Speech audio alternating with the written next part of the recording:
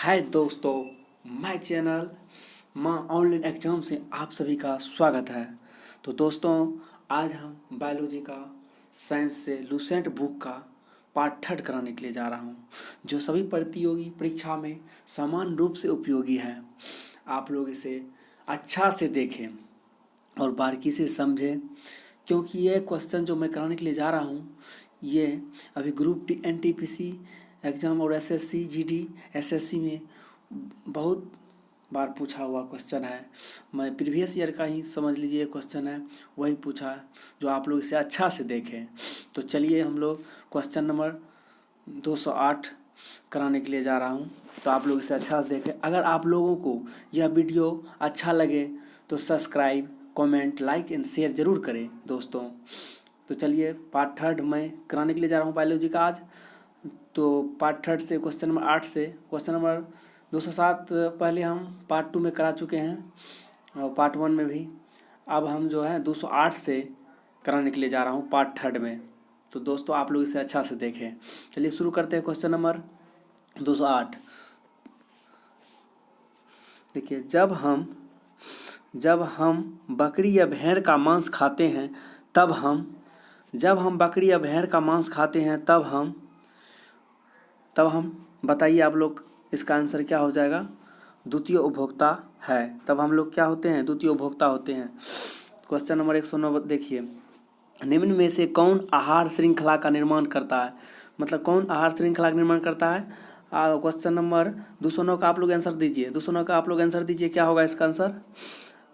कौन आहार श्रृंखला का निर्माण करता है? इसका हो जाएगा आप लोग को क्वेश्चन ऑप्शन नंबर बी हो जाएगा, घास, बकरी तथा मानव। घास, बकरी तथा मानव। क्या हो जाएगा? घास, बकरी तथा मानव। चलिए क्वेश्चन नंबर 10 का आप लोग जवाब दीजिए। भोजन, प्रकाश और स्थान की प्रतिस्पर्धा कहाँ पर सबसे अधिक गंभीर है? तो इसका आंसर क्या हो जाएगा बताइए आप लोग? इसका आंसर हो जाएगा, एक ही क्षेत्र में या नीचे में पैदा होने वाले निकट संबंधी प्रजातियां। क्या हो जाएगा? ऑप्शन नंबर डी हो जाएगा। क्या हो जाएगा? ऑप्शन नंबर डी हो जाएगा। क्वेश्चन नंबर 11 का आंसर बताइए आप लोग। घटती उत्पादनशीलता के क्रम में पारिस्थितिकी तंत्र में निम्नलिखित में से कौन सा कर्म सही है? कौन सा कर्म सही है बताइए आप लोग? इसका आंसर क्या हो जाएगा? 211 का आंसर क्या हो जाएगा बताइए? सी, ऑप्शन नंबर सी, मैंग्रोव, घास, मैदान, झील, सागर। क्या हो जाएगा? मैंग्रोव, घास, मैदान, झील, सागर। चलिए ऑप्शन क्वेश्चन नंबर 212 का आप लोग आंसर बताइए, क्या होगा? निम्नलिखित में से किस कार्य से पारिस्थितिकी संतुलन बिगड़ता है? तो बताइए क्वेश्चन नंबर 12 का आंसर आप लोग क्या होगा? पारिस्थितिक संतुलन बिगड़ता है। किस कार्य से पारिस्थितिकी संतुलन बिगड़ता है? किस कार्य से बिगड़ता है? तो लकड़ी के काटने से बिगड़ता है। किससे बिगड़ता है? लकड़ी के काटने से। चलिए क्वेश्चन नंबर 213 कीजिए, बताइए आप लोग आंसर। भारत में पारिस्थितिकी असंतुलन का निम्नलिखित में से कौन सा एक प्रमुख कारण है? भारत में पारिस्थितिकी असंतुलन का निम्नलिखित में से कौन सा एक प्रमुख कारण है? कौन सा एक प्रमुख कारण है? वन्योन्मूलन। वन्योन्मूलन, वन्योन्मूलन मतलब वन का काट प्रमुख कारण है। तो क्वेश्चन नंबर 214, ऐसा वृक्ष जो ग्रीन गोल्ड के नाम से लोकप्रिय है लेकिन जो पारिस्थितिकी की दृष्टि से अनर्थकारी है, कौन सा है? ग्रीन गोल्ड के नाम से लोकप्रिय है लेकिन ऐसा वृक्ष जो ग्रीन गोल्ड के नाम से प्रसिद्ध है लेकिन पारिस्थितिकी की दृष्टि से अनर्थकारी है, बताइए इसका आंसर क्या हो जाएगा? यूकेलिप्टस। क्या हो जाएगा? यूकेलिप्टस। क्वेश्चन नंबर 215 देखिए, निम्नलिखित वृक्षों में कौन पारिस्थितिकी मित्र नहीं है? क्या हो जाएगा आंसर 215 का? बी हो जाएगा, यूकेलिप्टस। यूकेलिप्टस हो जाएगा। और क्वेश्चन नंबर 216 का दीजिए आंसर आप लोग पढ़ के इसको जवाब। निम्न में से किस विकल्प का अर्थ प्राकृतिक या कृत्रिम रूप से जंगलों की पुनः स्थापना है? जंगलों की पुनः स्थापना है। रिफॉरेस्टेशन से, रिफॉरेस्टेशन से जंगलों की पुनः स्थापना से है। चलिए 217 का करते हैं। सौर ऊर्जा का अधिकतम स्थिरीकरण किसके द्वारा होता है? सौर ऊर्जा का अधिकतम स्थिरीकरण किसके द्वारा होता है? किसके द्वारा होता है? हरे पौधे के द्वारा। किसके द्वारा? हरे पौधे के द्वारा। क्वेश्चन नंबर 218 देखिए, अधिकतम ऑक्सीजन किससे उपलब्ध होती है? अधिकतम ऑक्सीजन किससे उपलब्ध होती है? पादप प्लवक पुंज, पादप प्लवक पुंज से होता है। किससे होता है? पादप प्लवक पुंज से। क्वेश्चन नंबर 209 देखिए, 19 वातावरण में ऑक्सीजन की मात्रा अपेक्षाकृत नियत रहती है क्योंकि यह किसके द्वारा छोड़ी जाती है? किसके द्वारा छोड़ी जाती है? पौधे द्वारा। किसके द्वारा छोड़ी? पौधे द्वारा। क्वेश्चन नंबर 220 देखिए, निम्न में से कौन सा किसी पारिस्थितिकी तंत्र में एक दिशीय प्रवाह दर्शाता है? एक दिशीय प्रवाह कौन दर्शाता है? ऊर्जा दर्शाता है। एक दिशीय प्रवाह का नियम किसने दिया था? लिंडमैन ने दिया था। 10% ऊर्जा का प्रवाह किसने दिया था? लिंडमैन ने दिया था। आप लोग इसे याद रखिए। 221 का क्वेश्चन क्या हो जाएगा? निम्नलिखित में से कौन सा कथन सही है? तो इसका कथन कौन सा सही है बोलता है, तो इसका देखिए आप लोग कौन कथन सही हो जाएगा। इसका आंसर हो जाएगा ये, मंडलीय पारिस्थितिकी तंत्र में ऊर्जा का प्रवाह एक दिशीय होता है। यही इसका आंसर हो जाएगा। देखिए आप लोग क्वेश्चन नंबर 222, निम्नलिखित ऊर्जा स्रोत में कौन सा पर्यावरण को स्वच्छ रखने के लिए सर्वोत्तम है? बताइए इसका क्या हो जाएगा? डी नंबर, सौर सेल होगा, सौर cell. Question number 223, red data book का प्रकाशन किसके द्वारा किया जाता है? एड डाटा बुक का प्रकाशन किसके द्वारा किया जाता है? किसके द्वारा किया जाता है? IUCN द्वारा। किसके द्वारा किया जाता है? INCU द्वारा। 224 देखिए, लुप्त प्राय या दुर्लभ प्रजातियों की सुरक्षा एवं संरक्षण के लिए उन्हें उनके प्राकृतिक निवास से किसी दूसरे स्थान क्षेत्रों में ले जाने को क्या कहा जाता है? क्या कहा जाता है? XC2 संरक्षण। क्वेश्चन नंबर 225 देखिए, निम्नलिखित में से क्या भारत में बाघों की आबादी के लिए खतरा नहीं है? बाघों की आबादी के लिए खतरा नहीं है। इसका आंसर क्या हो जाएगा? ऑप्शन नंबर सी, वन्यजीव गलियारों का संयोजन। क्वेश्चन नंबर 226 देखिए, जैव मंडल आरक्षित क्षेत्र का सबसे सही विवरण क्या है? क्या हो जाएगा? सतत विकास के अध्ययन स्थल। ऑप्शन नंबर सी, सतत विकास के अध्ययन स्थल। 227 देखिए, बायोलॉजिकल हॉटस्पॉट की मुख्य विशेषता निम्नलिखित में से कौन है? इसका आंसर बताइए आप लोग, फटाफट आंसर बताइए। कुछ प्रजातियों की फिलहाल विलुप्तता की स्थिति। ऑप्शन नंबर सी, कुछ प्रजातियों की फिलहाल विलुप्तता की स्थिति। ऑप्शन नंबर सी हो जाएगा। देखिए 228 में, डैश प्रजातियों संकटग्रस्त प्रजातियों के IUCN द्वारा किए गए वर्गीकरण में शामिल नहीं है। कौन सा शामिल नहीं है? हानिकारक नहीं है। कौन सा? हानिकारक। इकोटोन का क्या अर्थ होता है? इकोटोन वो है जहाँ दो बायोमास मिलते हैं। इकोटोन वो, ऑप्शन नंबर ए हो जाएगा। इकोटोन वो है जहाँ दो बायोमास मिलते हैं, उसे इकोटोन कहते हैं। चलिए 230 का देखते हैं, विश्व पर्यावरण दिवस किस तिथि को मनाया जाता है? इसका जवाब आप लोग दीजिए, बहुत इजी क्वेश्चन है। विश्व पर्यावरण दिवस कब मनाया जाता है? 5 जून को मनाया जाता है। 5 जून को मनाया जाता है। चलिए 231 में देखिए, प्रथम विश्व पर्यावरण दिवस किस वर्ष मनाया गया था? इसका भी देखिए, ये भी क्वेश्चन आसान है। प्रथम विश्व पर्यावरण दिवस कब मनाया गया था, यानी किस वर्ष मनाया गया था पूछ रहा है। इसका क्या हो जाएगा? 1973। ऑप्शन नंबर ए, 1973। ऑप्शन नंबर ए। क्वेश्चन नंबर 232 देखिए, संयुक्त राष्ट्र पर्यावरण कार्यक्रम UNEP का मुख्यालय कहाँ है? UNEP का मुख्यालय कहाँ है? वह नैरोबी है। कहाँ है? नैरोबी। 32 का कहाँ? ऑप्शन हो जाएगा बी। क्वेश्चन नंबर 233 का देखिए, राष्ट्रीय पर्यावरण इंजीनियरिंग अनुसंधान संस्थान कहाँ स्थित है? 233 का नागपुर में। राष्ट्रीय पर्यावरण इंजीनियरिंग अनुसंधान संस्थान कहाँ है? नागपुर में। चलिए क्वेश्चन नंबर 234 देख लेते हैं, वन अनुसंधान संस्थान स्थित कहाँ है? देहरादून में है। कहाँ स्थित है? देहरादून में है। भारतीय वनस्पतिक सर्वेक्षण का मुख्यालय कहाँ है? कोलकाता में। कहाँ है? कोलकाता में है। NGT का पूरा नाम क्या है? NGT का फुल फॉर्म पूछ रहा है। 236 का आंसर देखिए क्या हो जाएगा? NGT का फुल फॉर्म पूछ रहा है, क्या हो जाएगा? National green tribunal. क्या हो जाएगा? देखिए 237 में, नेशनल ग्रीन ट्रिब्यूनल NGT का एक डैश है। एक क्या है? ये जो है एक फास्ट ट्रैक कोर्ट है। ये क्या है? फास्ट ट्रैक कोर्ट है। क्या है? फास्ट ट्रैक कोर्ट है। क्वेश्चन नंबर 238, इको मार्क उन भारतीय उत्पादों को दिया जाता है जो डैश, मतलब इको मार्क किसको दिया जाता है? किस उत्पादकों को दिया जाता है इको मार्क? किसको दिया जाता है? पर्यावरण के प्रति मैत्रीपूर्ण को, पर्यावरण के प्रति मैत्रीपूर्ण को। Question number 239। चिपको आंदोलन मूल रूप से किसके विरुद्ध था? चिपको आंदोलन किसके विरुद्ध था? वन कटाई था। किसके? वन कटाई से। 240 में देख लीजिए, चिपको नारा पारिस्थितिकी अस्थायी अर्थव्यवस्था है किसने गढ़ा था? चिपको नारा पारिस्थितिकी अस्थायी अर्थव्यवस्था है किसने गढ़ा था? सुंदरलाल बहुगुणा। सुंदरलाल बहुगुणा। 241 में, पौधे जो नमक युक्त मिट्टी में उगते हैं को क्या कहते हैं? जो पौधे नमक युक्त मिट्टी में उगते हैं उसे क्या कहते हैं? हेलोफाइट कहते हैं। क्या कहते हैं? हेलोफाइट कहते हैं। क्या कहते हैं? हेलोफाइट कहते हैं। 242 देख लीजिए, हाइड्रोफाइट कहते हैं किसको? हाइड्रोफाइट किसको कहते हैं? हाइड्रोफाइट एक जलीय पौधे को जो जल में उगता है उसे क्या कहते हैं? हाइड्रोफाइट, यानी एक जलीय पौधा को। मरुभिद यानी जीरोफाइट किस दशा में पनपते हैं? मतलब मरुभिद जीरोफाइट किस दशा में पनपते हैं? क्वेश्चन नंबर 2 आंसर दीजिए आप लोग, क्या हो जाएगा इसका? शुष्क व उष्ण या शुष्क, उष्ण व शुष्क में, किस में? ऑप्शन नंबर ए हो जाएगा इसका, उष्ण या शुष्क। मृदा अपरदन रोका जा सकता है। मृदा अपरदन रोका जा सकता है किसके द्वारा? वन रोपण द्वारा। किसके द्वारा रोका जा सकता है? इसका आंसर क्या हो जाएगा? सी नंबर। क्वेश्चन नंबर 245, निम्नलिखित में से कौन सा एक जैव निम्नीकरणीय नहीं है?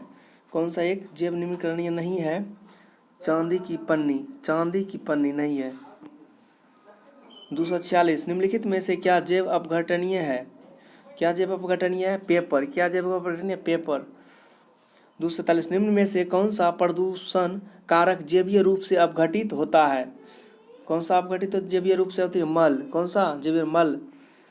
248 देखिए, निम्न में से कौन सा जैव निम्नीकरणीय है? कौन सा जैव निम्नीकरणीय है? क्वेश्चन नंबर 248 का आंसर दीजिए आप लोग, क्या हो जाएगा? कागज। क्या हो जाएगा? कागज। ऑप्शन नंबर ए। 249 देख लीजिए, निम्नलिखित में से कौन सा जैव निम्नीकरणीय है? इसका क्या हो जाएगा आंसर? बताइए आप लोग, ऑप्शन बताइए क्या हो जाएगा इसका? रबर। क्या हो जाएगा? रबर। Option number D. 250, निम्न प्रदूषकों में कौन जैव विघटित है? जैव विघटित है, कौन सा प्रदूषण जैव विघटित है? इसका आंसर क्या हो जाएगा? ऑप्शन नंबर बी, वाहित मल हो जाएगा। वाहित मल हो जाएगा। 251 में देखिए, ग्रीन हाउस गैस की संकल्पना किसने दी? किसने दी ग्रीन गैस हाउस की संकल्पना? जोसेफ फ्रोडियर दिया था। किसने दिया था? जोसेफ फ्रोडियर ने। किसने दिया था? जोसेफ फ्रोडियर ने। क्वेश्चन नंबर 252, हरित गृह प्रवाह ग्रीन हाउस इफेक्ट का अर्थ क्या होता है? क्या होता है? ऑप्शन नंबर ए देखिए, वायुमंडल में ग्रीन हाउस गैस के घनीकरण के कारण वायुमंडल के तापमान का बढ़ना। इसका यही ऑप्शन नंबर ए हो जाएगा आंसर। 53 का 253 देखिए, निम्न समुच्चय में से कौन सी गैस ग्रीन हाउस प्रवाह के लिए अत्यधिक महत्वपूर्ण है? कौन सी गैस ग्रीन हाउस प्रवाह के लिए अत्यधिक महत्वपूर्ण है? देखिए 253 का आप लोग आंसर दीजिए, इसका आंसर क्या हो जाएगा? Answer number C, option number C, carbon dioxide, methane, ethane, chlorofluorocarbon. क्या हो जाएगा? Carbon dioxide, methane, ethane, chlorofluorocarbon. Question number 254, निम्नलिखित में से कौन सी प्राकृतिक रूप से पाए जाने वाली ग्रीन हाउस गैस सर्वाधिक ग्रीन हाउस इफेक्ट करती है? तो इसका आंसर बताइए आप लोग, क्या होगा? इसका आंसर क्या हो जाएगा? बताइए आप लोग कमेंट में। ऑप्शन नंबर ए, कार्बन डाइऑक्साइड, CO2। क्या हो जाएगा? Carbon dioxide, CO2। Question number 255, निम्नलिखित में से कौन एक वायुमंडल के ओजोन परत की मोटाई मापने वाली इकाई है? क्या है? इसका क्या होगा? ऑप्शन नंबर बी होगा, डॉप्सन। क्या होगा? डॉप्सन। 256, वायुमंडल में जिस ओजोन छिद्र का पता लगाया गया है वह कहाँ स्थित है? वायुमंडल में जिस ओजोन छिद्र का पता लगाया वह कहाँ स्थित है? 256 का क्या हो जाएगा? अंटार्कटिका के ऊपर। अंटार्कटिका के ऊपर। अंटार्कटिका के ऊपर है। कहाँ है? चलिए देखिए 257 देखिए, अंटार्कटिका में ओजोन छिद्र निम्न में से किस मौसम में स्पष्ट रूप से दिखाई देता है? किस मौसम में स्पष्ट रूप से दिखाई देता है? भीषण गर्मी में दिखाई देता है। भीषण गर्मी में दिखाई देता है। वायुमंडल में उपस्थित ओजोन परत अवशोषित करती है। 258 का आंसर बताइए तो आप लोग, क्या हो जाएगा इसका आंसर? अल्ट्रावायलेट किरण को अवशोषित करती है। क्या करती है? अल्ट्रावायलेट किरण को अवशोषित करती है। क्वेश्चन नंबर 259 देखिए, ओजोन परत के संरक्षण के कारण क्या होता है? ओजोन परत के संरक्षण के कारण क्या होता है? त्वचा कैंसर होता है, option number B. Question number 260, कौन सी किरणें त्वचा को क्षति पहुंचाती है? कौन सी किरणें त्वचा को क्षति पहुंचाती है? यूवी किरण, जिसे अल्ट्रावायलेट किरण बोलते हैं। ऑप्शन नंबर बी हो जाएगा इसका आंसर। ओजोन परत के न होने पर वायुमंडल में कौन कौन होता है? ओजोन परत के न होने पर वायुमंडल में कौन होता है? सी, पराबैंगनी किरण होता है, पराबैंगनी किरण, ऑप्शन नंबर सी हो जाएगा। बताइए, निम्न में से कौन सी गैस वैश्विक उष्णता के लिए उत्तरदायी होता है? 262 का आंसर क्या हो जाएगा? कार्बन डाइऑक्साइड और मीथेन, कार्बन डाइऑक्साइड और मीथेन। क्वेश्चन नंबर 263 बोलिए आप लोग, भूमंडलीय ताप वृद्धि में निम्नलिखित में से किसका कम प्रभाव होने की संभावना होती है? बताइए इसका आंसर आप लोग क्या होगा? इसका आंसर क्या हो जाएगा? वनस्पति में प्रकाश संश्लेषण की दर में कमी होना, ऑप्शन नंबर सी। 264, निम्नलिखित में से कौन सा ग्लोबल वार्मिंग से निपटने का उपाय नहीं होता है? कौन सा ग्लोबल वार्मिंग से निपटने का उपाय नहीं होता है? कौन सा नहीं होता है? खाना पकाने के लिए ईंधन के रूप में लकड़ी का उपयोग करना, खाना पकाने के लिए ईंधन के रूप में लकड़ी का उपयोग करना। चलिए क्वेश्चन नंबर 265 देखते हैं, निम्न में से क्या वायु प्रदूषण का एक कारक नहीं है? वायु प्रदूषण का एक कारण नहीं है, कौन सा एक कारक नहीं है? अम्लीय वर्षा। क्या हुआ? अम्लीय वर्षा। 266 देखते हैं, कैडमियम प्रदूषण किससे संबद्ध है? बताइए इसका आंसर आप लोग क्या होगा? इसका आंसर बताइए आप लोग क्या होगा? टाई टाई, क्या होगा? Tie tie. 267 का बताइए आप लोग, कोयला पेट्रोल डीजल आदि का दहन किसका मूल स्रोत है? कोयला पेट्रोल डीजल आदि का दहन किसका मूल स्रोत है? बताइए इसका क्या? वायु प्रदूषण, वायु प्रदूषण। क्वेश्चन नंबर 268, सल्फर डाइऑक्साइड का प्रदूषण निम्नलिखित में से किसके अत्यधिक वृद्धि होने का सूचक है? बताइए 268 का आंसर क्या हो जाएगा? लाइकेंस। क्या हो जाएगा? लाइकेंस। 269 का, वायुमंडल में कार्बन डाइऑक्साइड के संचयकरण को कम करने का एक उपाय वनरोपण है, क्योंकि बताइए इसका आंसर आप लोग। क्योंकि पेड़ से कार्बन सिंक बनाती है, पेड़ से कार्बन सिंक बनाती है, ऑप्शन नंबर इसका ये आंसर हो जाएगा। 270 का देखिए, कहा जाता है कि ताजमहल मार्बल कैंसर से ग्रस्त है। यह मार्बल कैंसर क्या है? इसका आंसर दीजिए आप लोग, क्या है मार्बल कैंसर? तो ऑप्शन नंबर डी हो जाएगा, अम्लीय वर्षा जो मार्बल का क्षरण करती है, अम्लीय वर्षा जो मार्बल का क्षरण करती है। 271 में देखिए, निम्नलिखित में से कौन सा एक वायु प्रदूषक मानक एक के हीमोग्लोबिन के साथ संयोजित होकर ऑक्सीजन ले जाने की इनकी क्षमता को कम कर देता है, जिससे श्वास रोध होता है और मृत्यु भी हो सकती है? बताइए इसका आंसर क्या हो जाएगा आप लोग?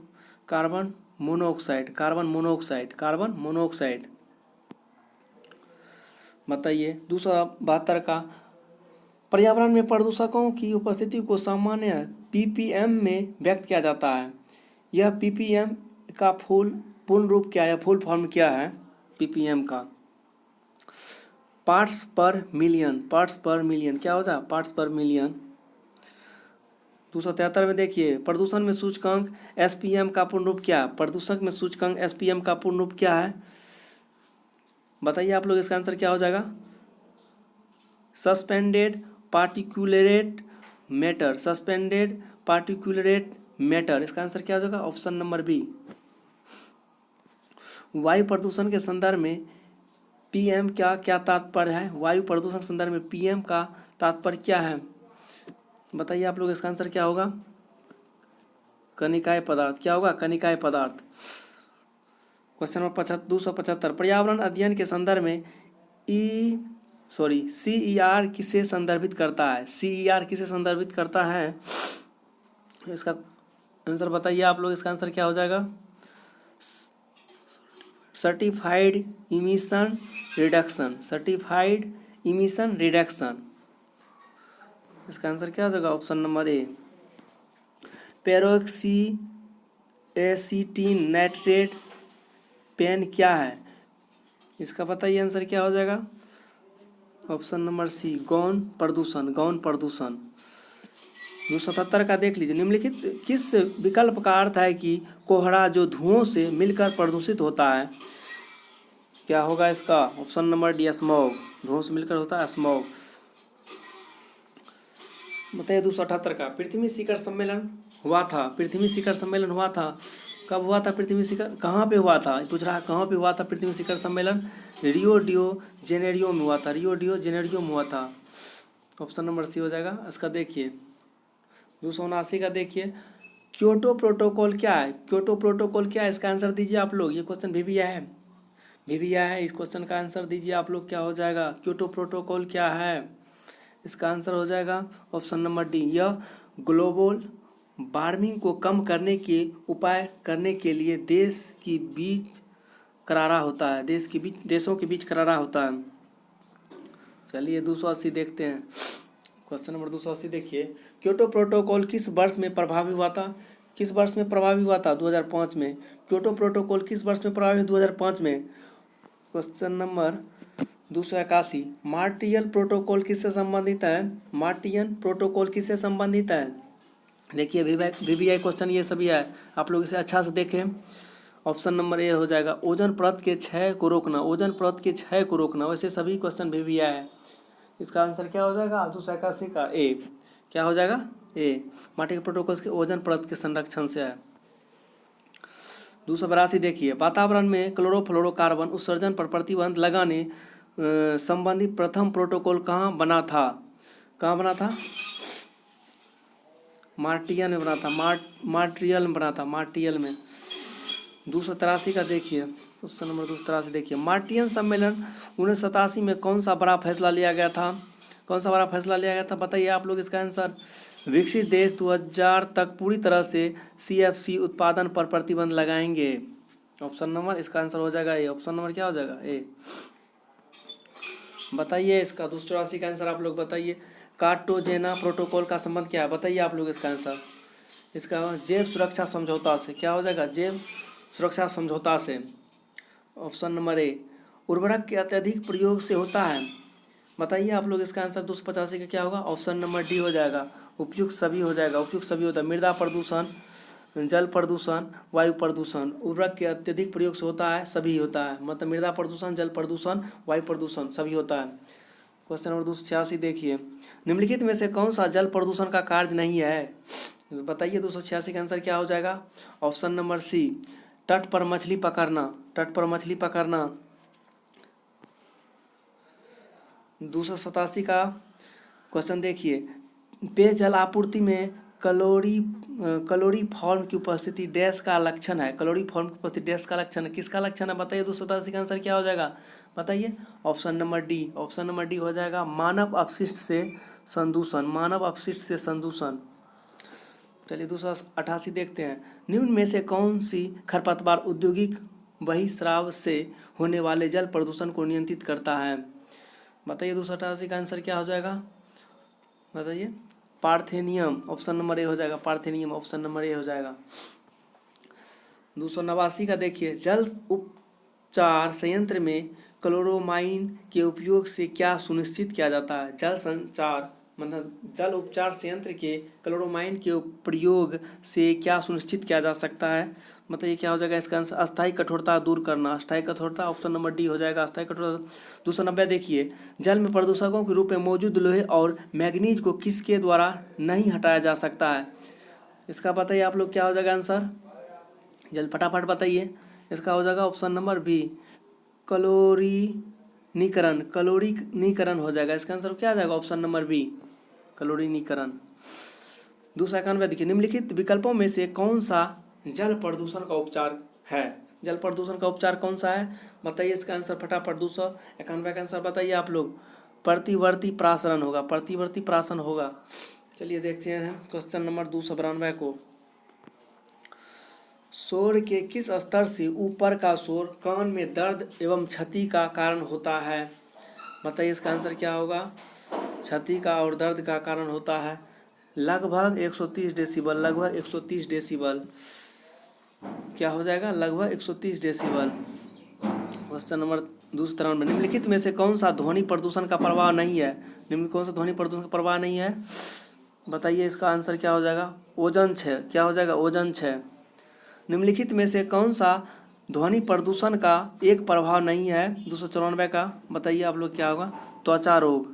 त्वचा रोग ध्वनि प्रदूषण का एक प्रभाव नहीं है।